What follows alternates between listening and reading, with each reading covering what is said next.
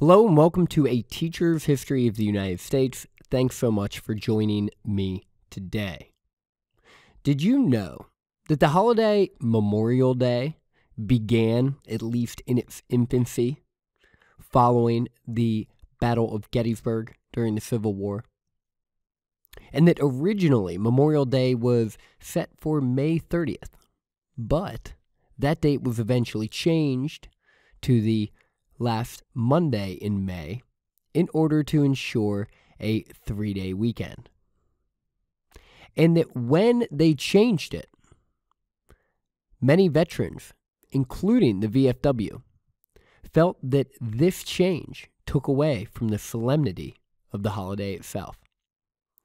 Did you know all of this? Maybe, maybe not. Get your notebooks out because today we will cover that and more in bonus episode, The History of Memorial Day.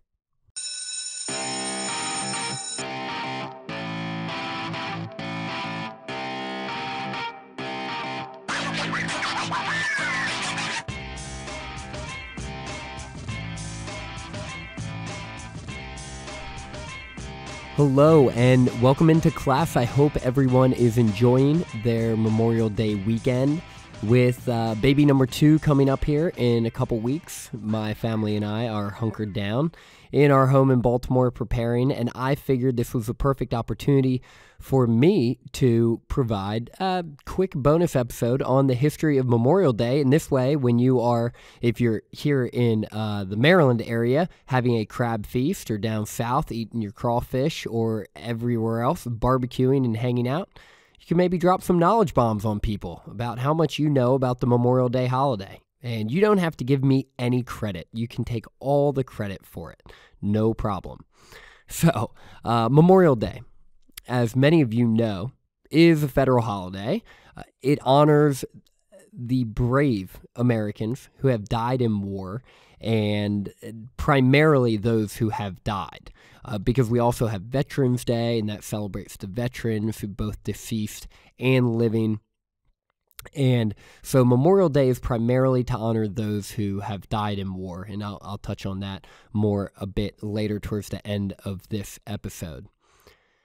As I mentioned in the opening, Memorial Day originally was held on May 30th for the first few years, but is now on the last Monday of the month in order to ensure a long weekend. And for teachers and students alike, Memorial Day marks the unofficial beginning of the summer season. And Memorial Day, certainly when I was teaching, was one of my favorite holidays, not just because of the holiday itself, but because it marked the beginning of the end for me for each school year.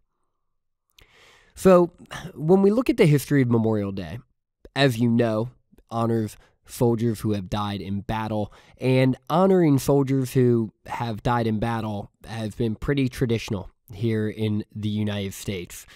Since before we were established as an independent nation, many people were honoring fallen loved ones, friends, fellow soldiers who died during the Revolutionary War. And so certainly this whole practice wasn't invented during the Civil War, and in the 1860s, it became a bit more formalized, and we'll talk a little bit more about that. There's been a history of having specific days each year in regions throughout the U.S. prior to, like I mentioned, and after the Civil War, and this is where neighbors, families, or towns would gather to honor the graves of those who have died in battle. And there were a variety of official events during the Civil War and immediately after. Mostly, I shouldn't say during the Civil War, immediately after the Civil War, honoring soldiers who had fallen. And this took place and has taken place for the last 150 years in places such as Virginia, Georgia, and Pennsylvania. With the assassination of President Lincoln, which of course we haven't gotten to in this podcast, but you might be familiar with him, only a few days after the formal capitulation of the Confederate Army, I think the permanence of death, destruction, and havoc that the Civil War imposed began to become all too real to many Americans who maybe weren't directly involved in the carnage themselves. Beginning in 1865, the federal government began building national cemeteries for Union soldiers who had died at war. And keep in mind, it's 1865, so they did not do it at this time for those who fought in the Confederacy, because technically they were still not readmitted into the United States, because this is one thing we'll talk about when we get to the Civil War in this podcast. But although their army had capitulated, and even after all the armies of the Confederate States of America had given up, their state governments had to accept terms of readmission to the country. And for some southern states, believe it or not, that actually took a couple years to happen. And they were just like floating in this nebulous state of non-statehood. In the North, the first official proclamation of Declaration Day, which is what Memorial Day used to be called, came in 1868 with General John Logan of the Grand Army of the Republic, which was a Civil War organization. And this was the first official Memorial Day on May 30th, 1868. And over time, more states, especially former Union states, adopted Memorial Day. And you may be wondering, well, why May 30th? 1868. Well, I'm not quite sure why the exact day of May 30th, 1868, but apparently at the end of May, the flowers are in full bloom. And so that's sort of the perfect time to have picnics outside and parades and national celebrations outside.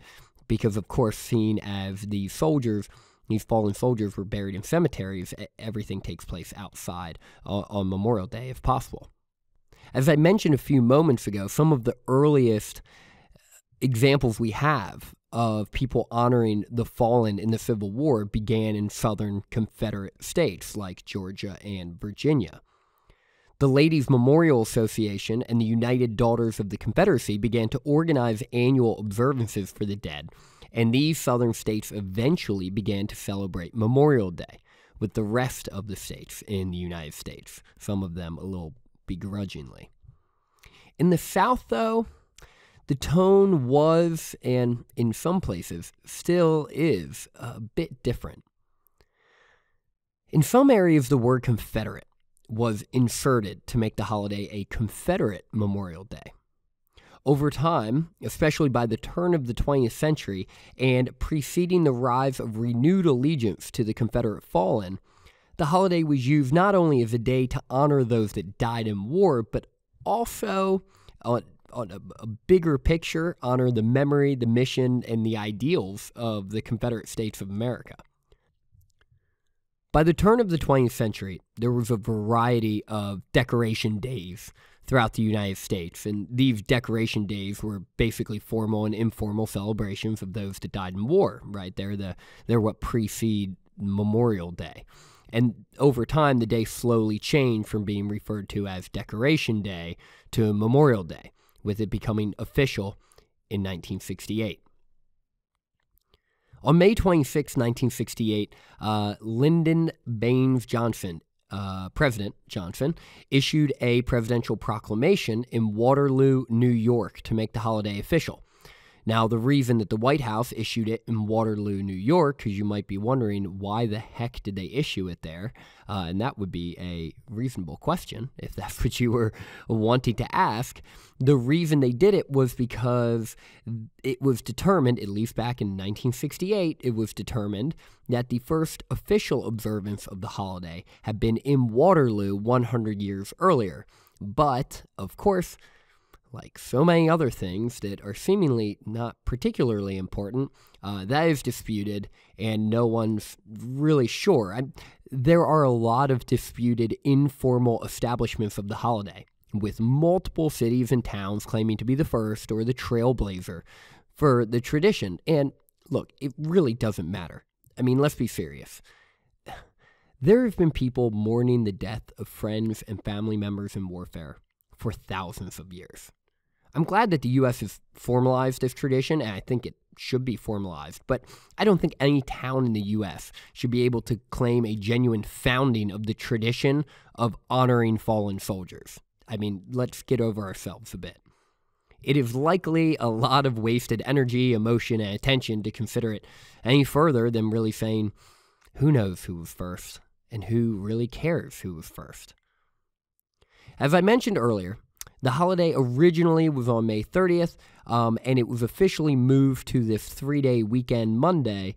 At the federal level, it took effect in 1971. Now, many veterans, including official statements from the VFW, which is an organization that stands for, if you're not familiar with it, Veterans of Foreign Wars, were disappointed with the decision to move the holiday for the purposes of creating a 3-day weekend. Seemed to them to be a bit commercialized, and they believed that it had and still does create a too relaxed and nonchalant observance of a very sacred day. As we pack up our things, I'd love to challenge you to not be so nonchalant about Memorial Day this year. Whatever your plans are for the 3-day weekend, hopefully far more exciting than sitting in your living room and recording a podcast like me, take some time to reflect on the incredible opportunity, freedom, and liberty that we have in our nation. One that's truly unique in world history. And then remember that it is the brave men and women who have given their lives to the cause in order to allow us to live, in my opinion, one of the greatest generations in the greatest nation of freedom and independence the world has ever seen. Coming from someone, myself, who had a close family member perish in Operation Iraqi Freedom, and 2 others actively serve today, I'm constantly humbled by their sacrifice, their discipline, and their desire and willingness to serve others. When my brother was at Officer Candidate School for the Marine Corps, and, we were talking about it later, very nonchalantly, he told me about his 8-mile hikes in his boots, gear, and gun in the 90-degree summer heat of Virginia, while I was likely sleeping in till 10, 11, or maybe even noon, then going to the beach for a few hours and waiting tables and bartending in Ocean City, Maryland, having the time of my life. As I really let that sink in and thought about it, it was an incredible juxtaposition. And keep in mind, this was before he was shipped out on his tours in the Middle East. My brother Joe and my sister-in-law, his wife, Jamie, along with thousands of others, make the sacrifice on a daily basis, so the rest of us don't have to. We cannot become complacent in appreciating and being grateful for the freedom that we have. Although Memorial Day technically celebrates those who have fallen in war, please don't overlook those who currently serve or those who have served. They make an incredible sacrifice also, usually ones that we can only imagine. And one day, if they're still active, they may have to make the ultimate sacrifice. Also, the rest of us, like myself, hopefully don't have to. From the most sincere bones in our bodies, Bill, Zach, and myself would like to thank all those who serve and have served. Our freedom and liberty is protected daily by heroes like yourself, and trust me, we don't take you for granted. Thanks for listening, and hopefully now you can take pride in knowing just a little bit more about the history of the United States. Class dismissed.